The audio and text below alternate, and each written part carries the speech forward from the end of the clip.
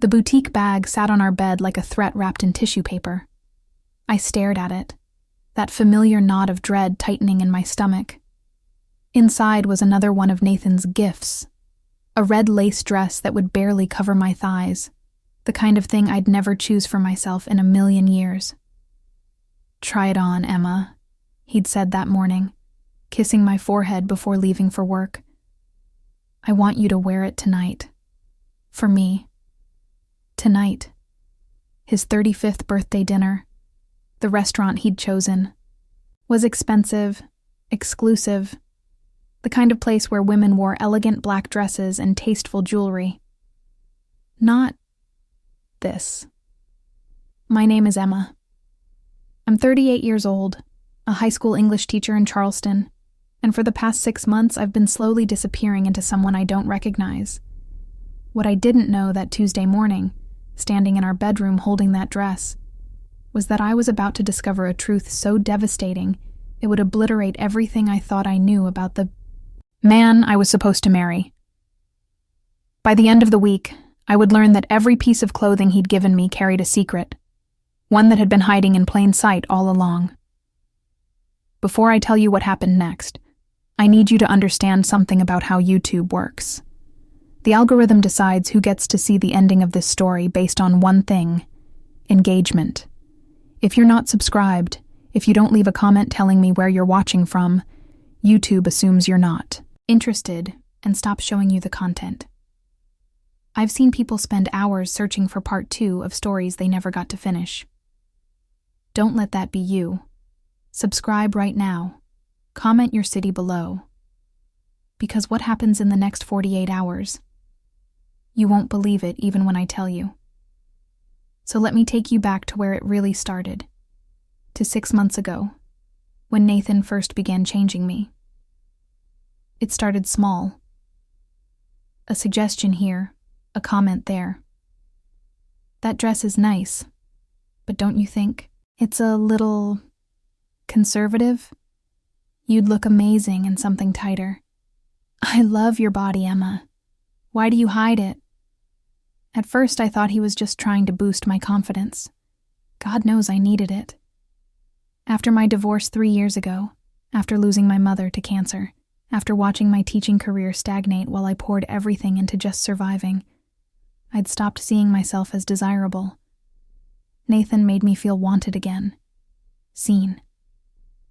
When he looked at me with that intensity in his dark eyes, I felt like I mattered. So when he brought home the first outfit, a black dress with a plunging neckline, I wore it. His face lit up like I'd given him the world. "There she is," he whispered, pulling me close. "There's my beautiful girl." I wore it to dinner.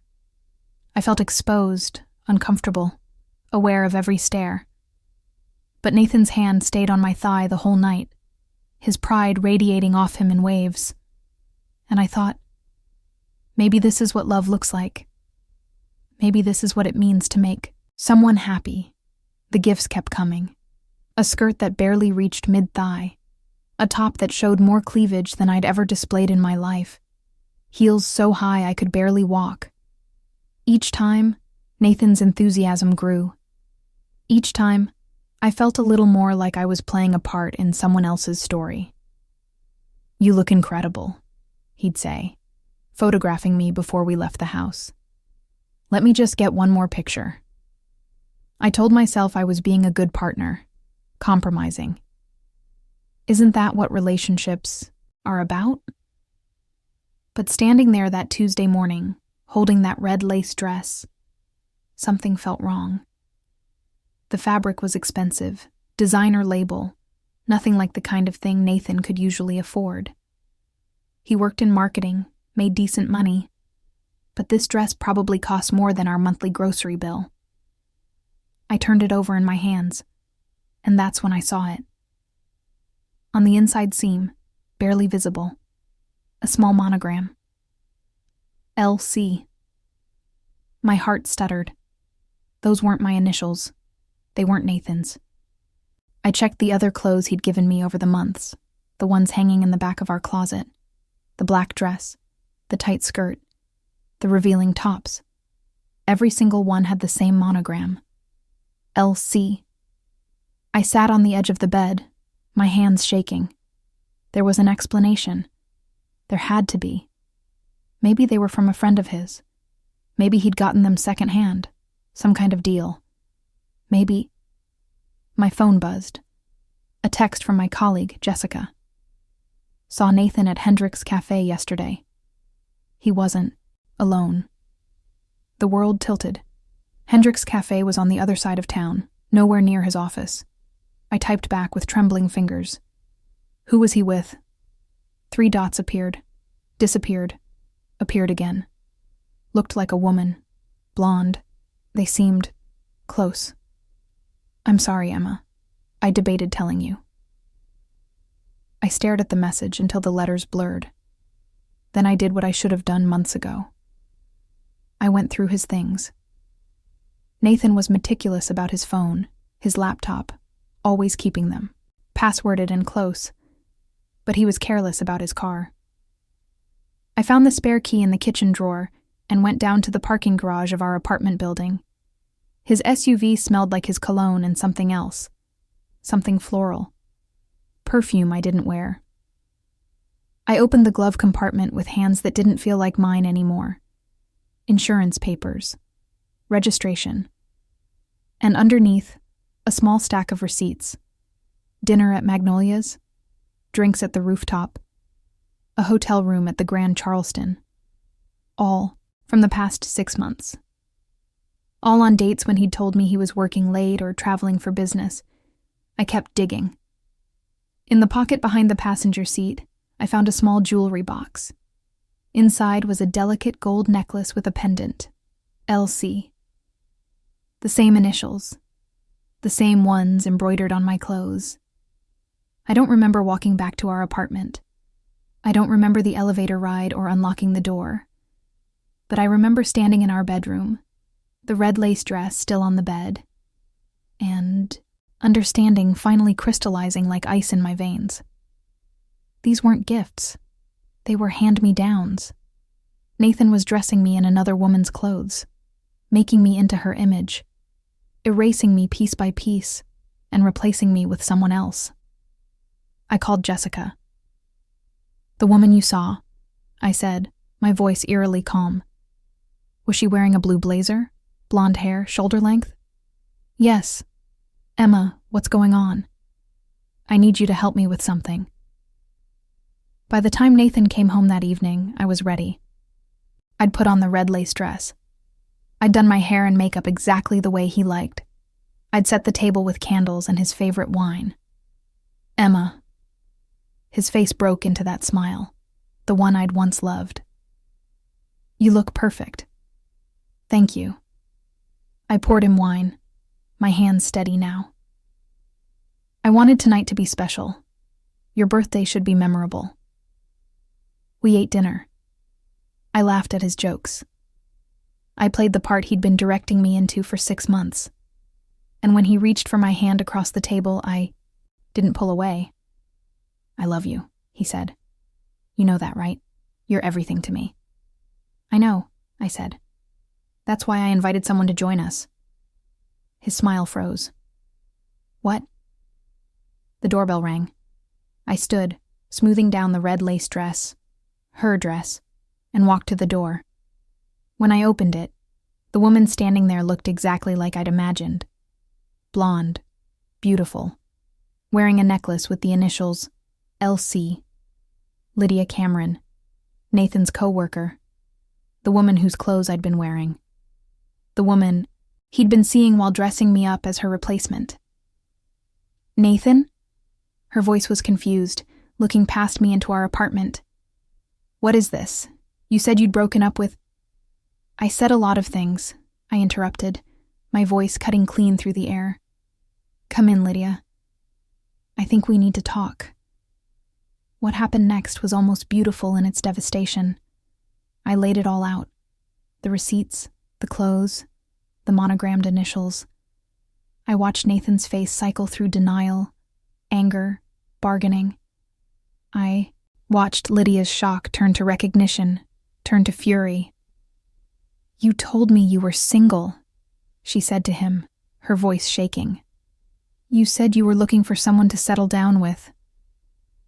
"And he told me," I added, "that he was working late, that he loved me, that these clothes were gifts to make me feel beautiful." Nathan tried to speak, tried to explain, but there was nothing left to say. Lydia left first, ripping off the necklace and throwing it at his feet. I almost felt sorry for her. Almost. When we were alone, Nathan finally looked at me. Really looked at me. "Emma, please. I can explain." "No," I said quietly. "You really can't." I pulled off the red lace dress right there in the living room, letting it fall to the floor between us. Underneath, I wore my own clothes, jeans and a sweater I'd bought myself. Comfortable. Real. Mine. "I want you out," I said. "Tonight. This is my apartment too. Then I'll go. But Nathan?" I picked up my purse, my keys. "Those clothes you gave me? They're in a box by the door. Give them back to Lydia. Or better yet, burn them. Either way, I'm done being someone I'm not." I spent that night at Jessica's house, crying into her shoulder while she fed me ice cream and let me rage. The next day, I changed the locks on the apartment, which was actually in my name, something Nathan had conveniently forgotten. The day after that, I boxed up everything that reminded me of him. It took 3 weeks to fully disentangle our lives. 3 weeks of lawyers and difficult conversations and moments where I questioned everything. But with each day, I felt lighter, more myself. 2 months later, I was sitting in my classroom after school when someone knocked on the doorframe. I looked up to find Michael standing there, the new history teacher who'd started at the beginning of the semester. We'd exchanged pleasantries in the staff room, nothing more. "Sorry to interrupt," he said. "I wanted to return this." He held up a book I'd lent him, and to ask if you'd want to grab coffee sometime. No pressure, just coffee. I studied him for a moment. He wore a simple flannel shirt and jeans. His smile was uncertain but genuine. There were no grand gestures, no intense stares, nothing but a simple question.